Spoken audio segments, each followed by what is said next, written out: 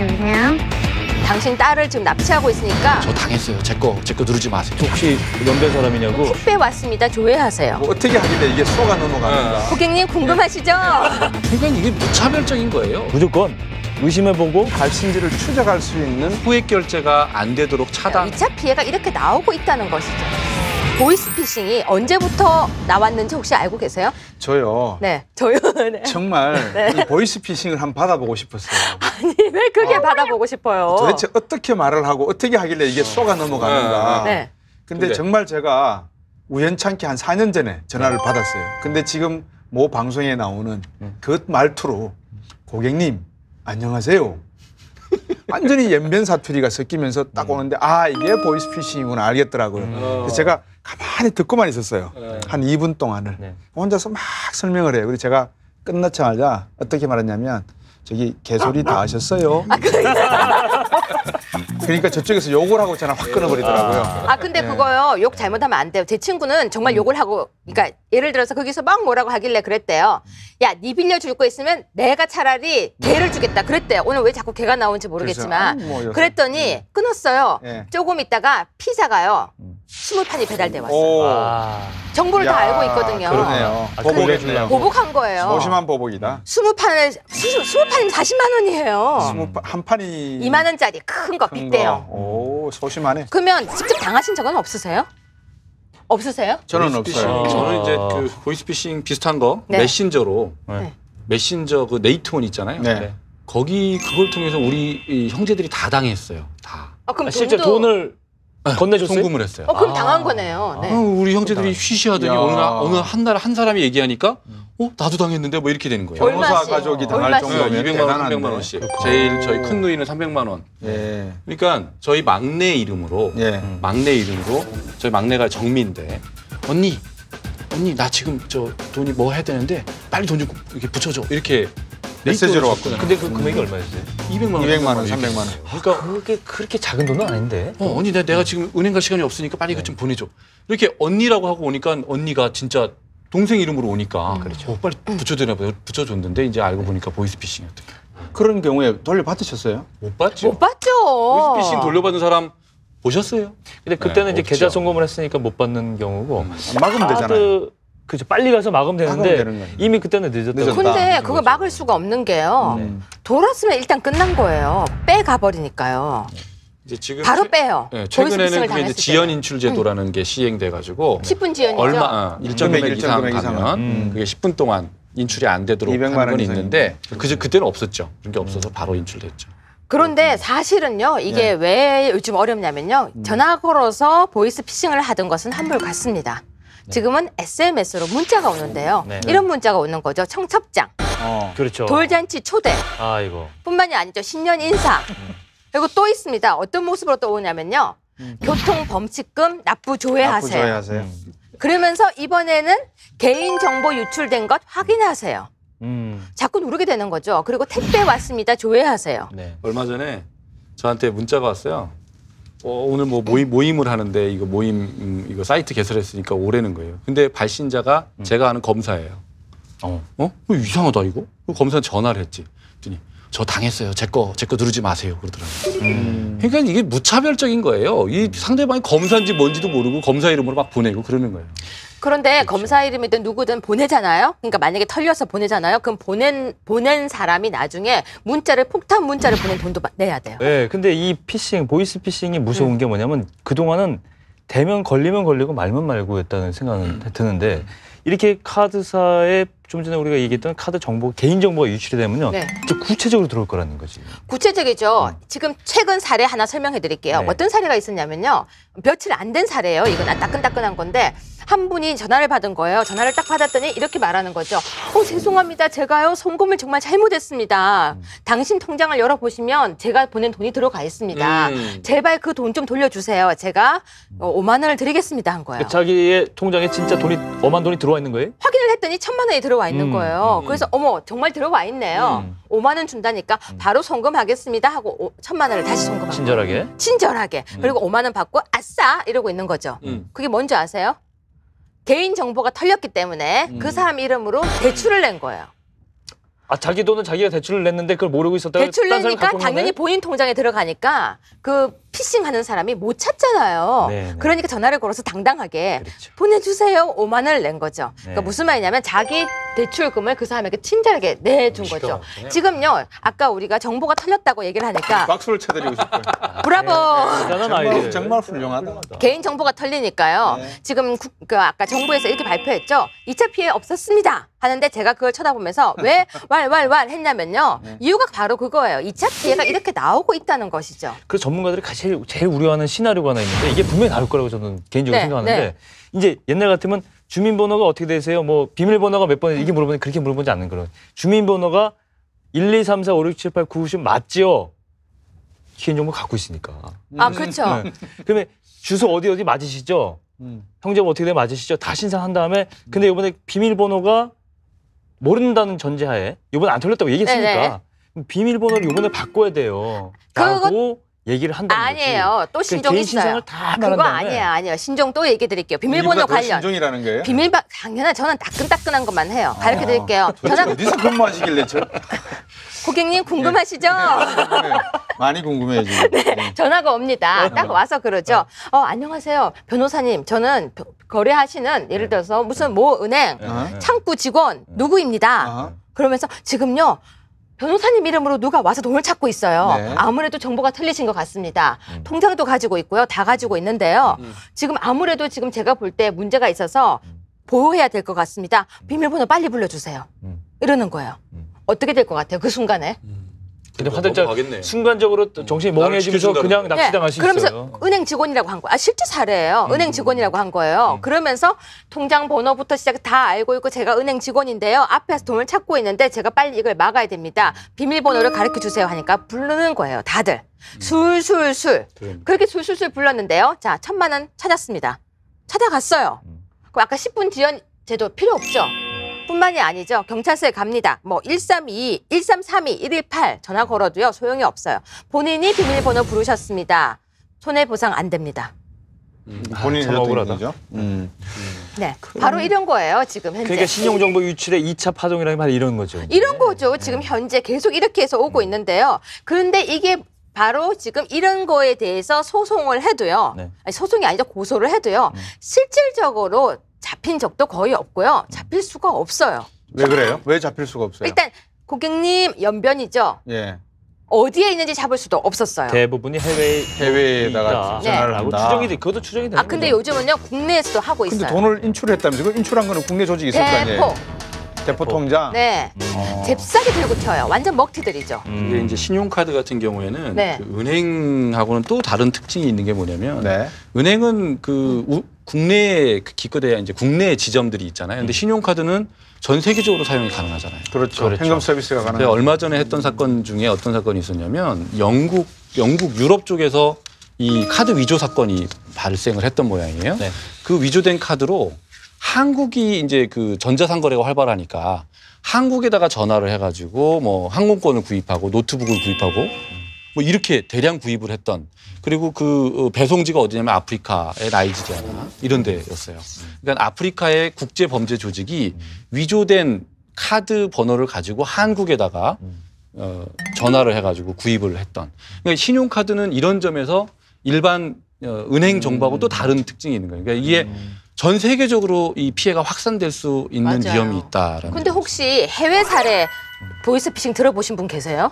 일본은요 대부분 다 할머니들이 당하셨어요. 할머니 할아버지들이요. 시골에 계신 할머니 할아버지들이 그러니까 자녀가 다쳤다 그러면 다 돈을 보내는 거 그게 똑같나 봐요. 그게 이제 오래다 오래라는 사기 사건이라는 거예요. 일본 말로 오래다 오래가 일본어예요?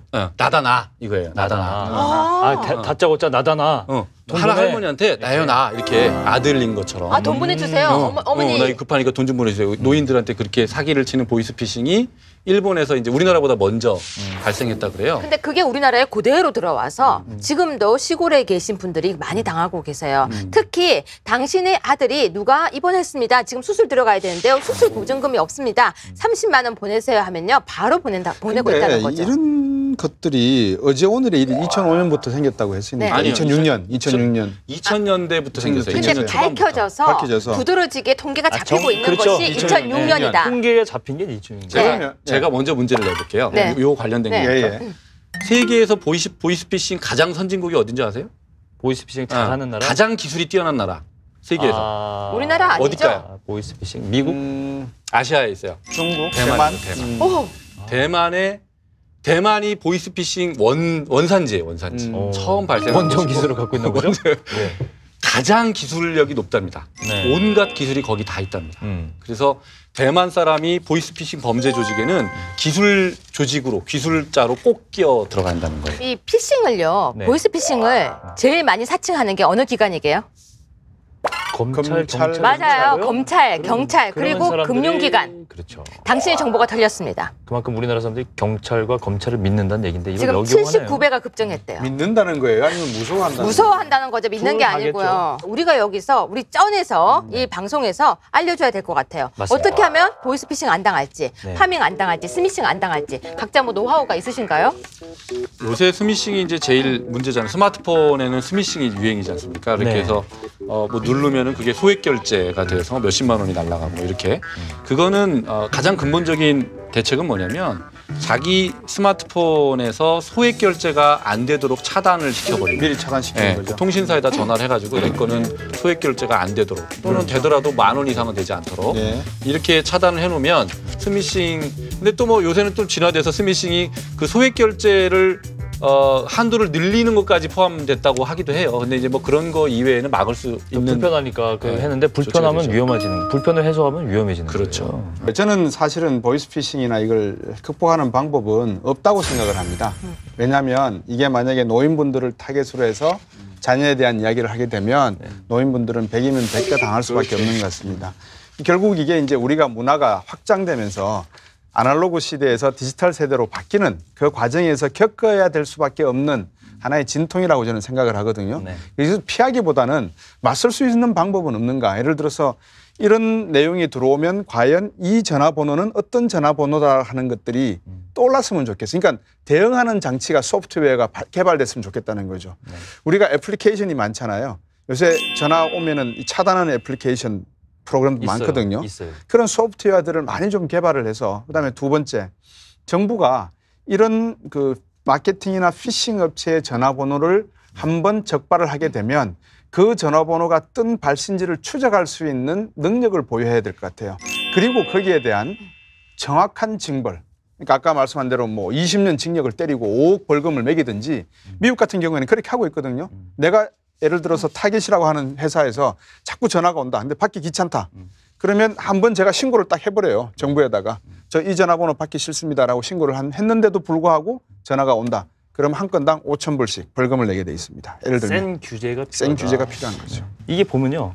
보안 기술이 나와요. 네. A라는 보안 기술이 나오고 A라는 보안 기술은 누를 수 있는 해킹이 나와요. 또 나오죠? 그러면 이 해킹 누를 수 있는 해킹을 누를 수 있는 또 보안 기술이 또 나와요. 네. 이게 진보하면서 진화하면서 이게 영원히 싸움이 되는 것 같아요. 그게 굉장히 용어로 악화가 양화를 부추간다는 표현을 씁니다. 그렇죠. 예, 항상 악마적인 요소가 있다고 해서 세상이 악마로 가는 게 아니라 그 악마로 인해서 세상이 선해진다는 그런. 저는 내용이죠. 왜 거기서 이런 말이 생각나죠? 뛰는 놈 위에 항상 나는 놈이 있다. 예, 무슨 말이냐면 항상 맞아요. 만들면 또 만들어지고 그렇더라고요. 근데 저는 이걸 당하지 않기 위해서는 방법이 저 나름대로 저희 집 식구들한테 알려주는 노하우가 저는 그거예요. 절대 공짜는 없다. 그렇죠. 무료 문자, 무료 쿠폰 누르지 마라. 그거 좋아하면 안 돼요. 그거 다 네. 스미싱이에요. 맞아요. 또 두 번째는 절대 은행에서 전화 와서 당신 정보가 털렸습니다. 이런 전화 하지 않는다. 당하지 마라. 그리고 누군가가 전화 와서 당신이 이런 일을 당했다고 했을 때는 호흡을 3번 정도 가다듬고 일단은 정신 바짝 차려라. 네, 잠시 끊고 다른 데 먼저 전화를 해서 알아볼 것 네. 등등인데요. 그것보다 더 중요한 건 그거 같아요. 처벌 제대로 해야 될 것 같아요. 네. 그렇게 생각하면은 뭔가 거창한 법이 있을 것 같죠. 단속법이. 있어야 되죠, 당연히. 그렇죠. 근데 지금쯤 있지 어이없게 않을까요? 형법상 사기죄. 기망죄 뭐 이런 예. 거. 사기죄. 예. 사기 기망이겠죠. 그러니까 그리고 컴퓨터 등 사기 이용죄, 즉 347, 347조 2 그리고 공갈죄 이것밖에 없어요. 아 그래요? 아직도. 무슨 뭐가 추가돼야 돼요? 정보통신법이라든가 뭐 이런 거 없어요? 개인정보보호법 금융거래 이런 위반 거. 이런 거 없어요? 복잡한 법 이런 거 그게 없어요? 뭐가 되겠습니까? 이게 사기인데. 그러니까 국민들은 항상 그렇게 생각하죠. 국가가 뭔가 우리를 보호해 줄 것이다. 지연 인출 제도라든지 그런 게 생기니까 뭔가 될 거라고 생각하는데요. 막상 당하고 난 뒤에 가보면은 받을 수 있는 경우가 거의 0.001%도 안 돼요. 결국 말씀하신 대로 당하지 않는 게 가장 상책이네요. 근데 저는 어떤 생각이 드냐면 아까 곽 교수님 말씀이 맞는 게 우리 그 피해자 입장에서는 막을 방법이 없어요. 피해갈 방법이 정말 없습니다. 그리고 감독 당국이나 정부 입장에서도 제도만 가지고 이거를 쫓아가는 것도 한계가 있어요. 기술적인 진보가 너무 빠르니까. 그렇다 그러면 누가 이거를 그나마 막을 수 있느냐? 저는 이 채널인 그 범죄 채널이 주로 통신회사하고 금융기관 두 개를 통해서 채널이 이 범죄가 이루어지지 않습니까? 근데 통신사와 금융회사는 그래도 자금도 있고 기술력이 있는 그런 곳이에요. 보안 체계를 마련할 수가 있단 말이죠. 그렇죠. 범죄자들의 기술 진보를 그나마 쫓아갈 수 있는 데가 그 두 회사라고 저는 보거든요. 네. 그래서 고객 보호 차원에서 이 회사들이 정말로 이 기술 개발을 더 많이 하고 또 이 제도적으로는 그 두 회사들을 좀 더 많이 처벌하는 이 과실이 있으면 처벌을 강화하는 이런 쪽으로 가서 그 두 주체로 하여금 여기에 대응하도록 하는 게 그래도 가장 현실적이지 않을까. 아주 저는 그 말씀에 공감 100%입니다. 왜냐하면 이 보안이라고 하는 것은 너나 할 것 없이 모두가 다 전선에 있다 지금. 맞습니다. 이게 돈으로 굳이 우리가 평가할 게 아니라 우리의 양심과 우리의 도덕성과 우리의 가치를 좀 제대로 보는 그런 기회를 좀 삼았으면 좋겠어요. 저는요. 음식 관련 범죄를 저지르는 사람하고요. 개인 정보로 장난치는 사람들은 거의 사형에 준하는 벌을 줬으면 좋겠어요. 너무 화가 나요. 너무 세요. 자, 근데요. 이제 우리가 이렇게 마무리를 하면서 한 말씀씩 이렇게 뭔가를 좀 남겨주세요. 어록. 오늘 현오석 경제부총리가 그런 말을 했습니다. 개인정보 제공하는데 동의한 건 소비자 아니냐 이런 말을 했어요. 굉장히 저는 그 경제부총리로서는 절대 해서는 안 되는 소비자한테 책임이 있다는 식으로 들리거든요. 그런 식의 정부의 그 시각으로는 이런 일들은 앞으로 막을 수가 없다. 각성하라 정부요. 각성하라 정부. 네. 어떻게 보면 지금 개인정보 유출이라든가 보이스피싱 우리가 파밍까지 얘기를 해봤는데 이런 문제들은 우리가 피해갈 수가 없는 문제들입니다. 사회가 고도화되고 기술이 많아지고 우리가 생활이 편리해질수록 따라붙는 문제입니다. 근데 그거에 비해서 사회적 보호 시스템, 국민들에 대한 정부의 서비스는 형편이 없다는 생각을 오늘 다시 한번 하고요. 이 기회를 통해서 이번 카드사의 신용 유출, 이 계기를 통해서 보다 더 성숙한 사회적 시스템, 기술적인 진보가 있기를 바랍니다. 이 정보라고 하는 것 우리가 그냥 과거에는 아무렇지 않게 뭐 내 이야기도 이야기 털고 서로 좀 이렇게 웃으면서 이야기도 하고 하소연도 하는 그런 내용인데 이게 이제는 하나의 돈으로 매겨지거든요. 왜냐하면 사용 가치에서 이제 자산 가치로 변해가는 모습. 우리가 점점 더 황폐해가는 이런 자본의 시대에 살고 있다. 사실 자본의 자자도 조개 패자가 밑에 있거든요. 생명이 있는 한자입니다. 근데 이런 생명이 있는 것을 자꾸 죽여버리니까 결국은 돈이라는 것, 쩐이라고 하는 것에 인간의 생명을 팔아넘기는 그런 모습으로 가서 좀 안타깝다. 이거를 우리 국민들이 좀 다른 시각으로 이제는 봐야 되고 정부는 아까 말씀하신 대로 다른 각성을 해야 될 그런 시기가 아닌가 생각이 듭니다. 맨날 소 읽고 외양간 고친다 이렇게 얘기하는데 보면은 소 읽고 외양간을 계속 안 고쳤던 것 같아요. 이번에는 정말 외양간을 좀 고쳤으면 좋겠는데요. 제대로 고치고요. 법과 소시지가 만들어지는 과정을 다 알아도 되는 그날이 왔으면 좋겠습니다. 네. 다음 주는 더 재밌는 주제로 쏙쏙 알아듣기 쉽게 시사 토크 쩌니 여러분을 찾아오겠습니다.